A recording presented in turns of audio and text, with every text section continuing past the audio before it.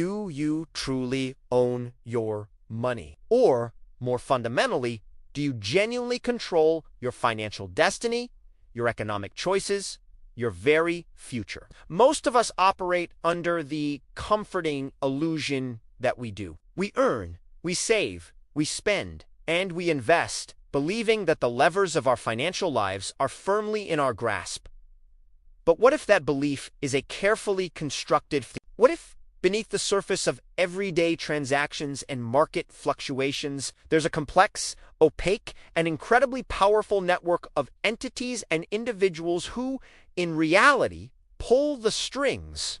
This isn't just some abstract economic theory. This is about peeling back the layers of conventional financial wisdom to expose the hidden masters of global finance. We're talking about the architects of a system designed not for your empowerment, but for their perpetual control and enrichment. These forces are so deeply embedded, so intricately woven into the fabric of our modern world, that their influence often goes unnoticed, accepted as the natural order of things. But it is anything but natural. It is engineered. Let us begin our journey by dismantling the most fundamental myth that your national government has sole control over its currency and its economy. While governments issue currency and levy taxes, the true power over the creation and valuation of money often resides somewhere else entirely. We're talking about central banks. Take the Federal Reserve in the United States. For example, it's often mistakenly seen as a direct government agency.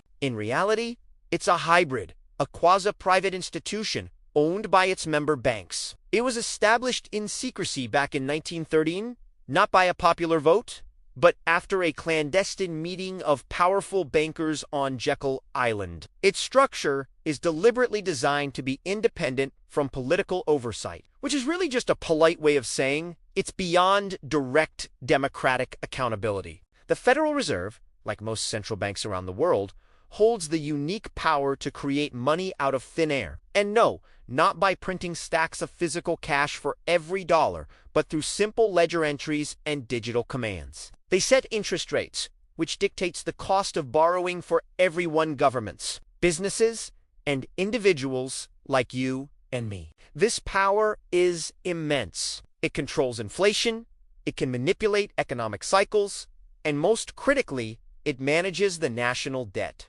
When a government needs to borrow money, it often turns to its central bank. The central bank can then purchase government bonds, a process known as monetizing the debt. This might sound harmless, but it's a subtle form of wealth transfer and a powerful tool of control. By constantly expanding the money supply, central banks devalue the currency that's already in circulation. This acts as a hidden tax on your savings and your purchasing power. And who benefits? Those closest to the source of this newly created money. Our entire debt-based monetary system ensures that we are all, to some degree, indentured to this financial architecture. Every single dollar in circulation began as a debt, binding us ever tighter into this intricate web. But the central banks themselves are not the ultimate apex of this pyramid. They are crucial players, yes, but they operate within a larger framework, coordinated and influenced by an even more exclusive echelon of institutions and individuals.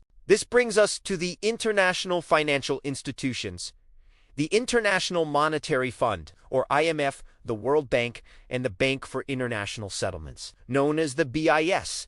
These organizations operate on a global scale, shaping the financial landscape for entire continents. The BIS, headquartered in Basel, Switzerland, is often called the central bank of central banks. It's a truly enigmatic institution. It enjoys sovereign immunity, which means it's beyond the reach of any national laws. Its board is made up of the governors from the world's most powerful central banks. It serves as a forum for coordinating global monetary policy, subtly influencing decisions that affect billions of lives. When central bankers meet at the BIS, they aren't just discussing economic trends. They are harmonizing their strategies, making sure that national financial policies align with a broader, often unstated, global agenda. This convergence of power ensures that even seemingly independent central banks are all playing by the same set of rules. operating within a coordinated global framework. Then you have the IMF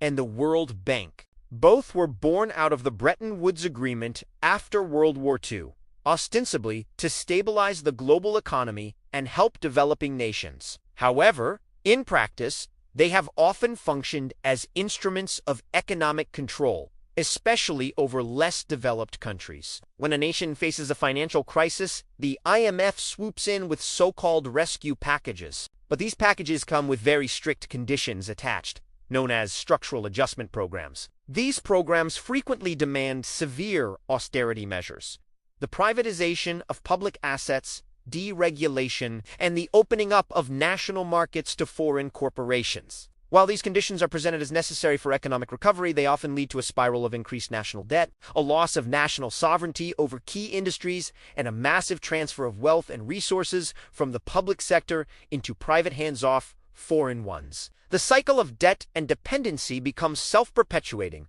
ensuring these nations remain subservient to the global financial architecture. They are forced to sell off their national patrimony, from public utilities to natural resources, all under the guise of economic reform. This, in turn, further enriches the global elite, who are perfectly positioned to acquire these valuable assets at bargain prices. It's a system where crises become opportunities for the few at the expense of the many. So, when we ask the question, who really owns your money? The answer isn't simple. It's a layered system of control, from national central banks creating currency as debt to global institutions setting the rules of the game for the entire planet. It's a structure where true power is intentionally obscured, operating behind a veil of complex economics and institutional jargon. But understanding this architecture is the first step toward recognizing the forces that truly shape our financial lives and, by extension, our world. The more we understand, the better equipped we are to question the system and imagine a future where financial power is more transparent, more accountable, and works for everyone, not just a select few at the top.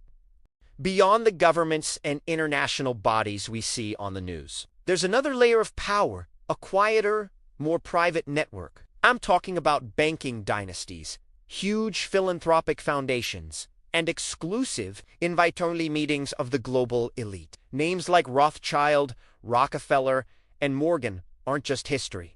Their influence continues through generations of wealth, control over key industries, and strategic donations that shape our laws and what we believe. Today, this power shows up in groups like the World Economic Forum in Davos and the Bilderberg Group.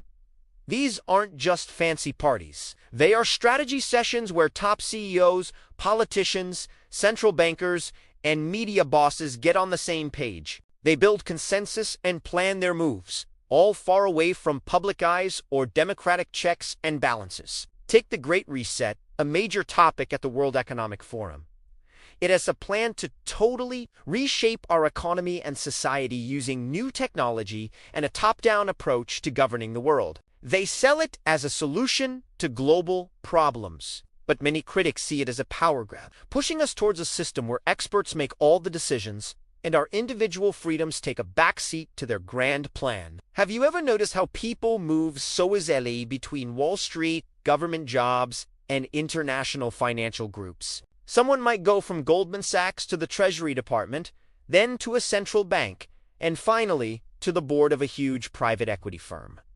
It's a revolving door. This blurs the line between serving the public and making a profit for the few. It ensures that government policies almost always favor the existing financial system. This isn't a coincidence. It's a carefully built system of influence. One of the most powerful tools these hidden players use is debt. Debt isn't just about money. It's a tool for control, and it works at every level. For us as individuals, mortgages, student loans, and credit card debt keep us tied down. We're so busy working to pay off what we owe that we do not have the time or energy to question the system itself. We're just running on a hamster wheel, trying to keep up, without ever asking who built the wheel. For big companies, debt is used for mergers and buyouts, which means fewer and fewer giant corporations control entire industries. Private equity firms use debt to take over companies, often stripping them of their assets and laying off workers, all to make a quick profit for themselves. This kills competition, limits our choices as consumers, and gives these megacorporations massive power over our governments. And for entire countries, as we've seen with the IMF and the World Bank, national debt can mean losing control of your own economy. A nation can become permanently stuck in debt to international lenders. They lose control over their own resources, their policies, and even their culture, because they're forced to do whatever their creditors say. This debt trap is a powerful way to make countries fall in line with a global agenda. Now, the next big step in financial control is already here. Central bank digital currencies, or CBDCs. Supporters say they'll make things more efficient, help people who don't have bank accounts, and stop crime. But CBDCs could also lead to a level of surveillance and control we've never seen before. Unlike cash or even the digital payments we use now, CBDCs would let central banks see every single transaction you make.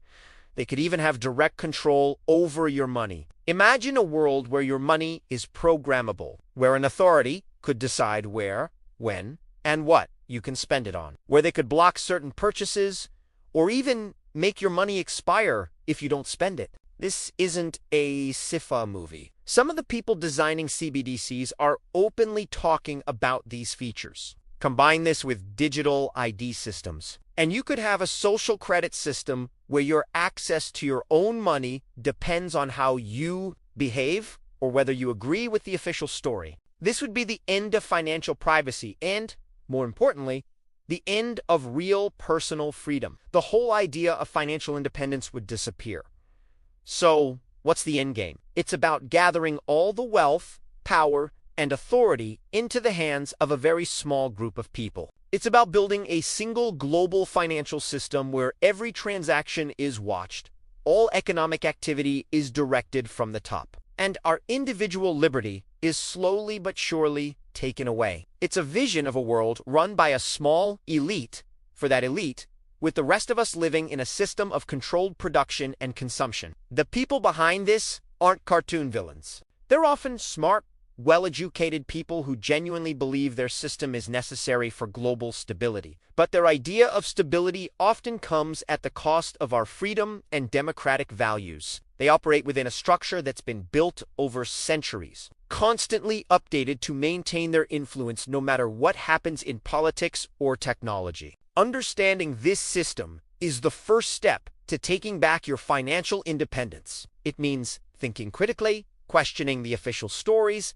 and doing your own research. Don't just accept the headlines. Dig deeper. Learn where these institutions came from, what drives these powerful people, and what the so-called innovations in finance really mean. Your money, your future, and your freedom are all connected.